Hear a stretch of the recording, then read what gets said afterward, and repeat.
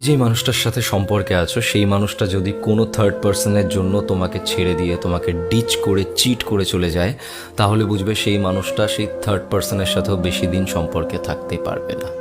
তার কারণ হলো বারবার পার্টনার চেঞ্জ করা, বারবার মানুষ পরিবর্তন করা, এটা সেই মানুষটার স্বভাব। সে স্বভাবের দোষে এটা করে, সবসময় থার্ড পার্সনের দোষ হয় না।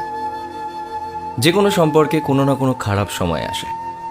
তোমার সম্পর্কে যখন কোনো খারাপ সময় চলে, যখন তোমার বয়ফ্রেন্ড বা গার্লফ্রেন্ডের সাথে তোমার ঝগড়া হয়, মনোমালিন্য হয়, সেই সময় তুমি কি করো? তুমি ফেসবুক বা হোয়াটসঅ্যাপে অনেক দুঃখের স্টেটাস দাও, অনেক অনুভূতিগুলোকে একদম ঝেড়ে দাও তোমার ফেসবুক হোয়াটসঅ্যাপ স্টেটাসে।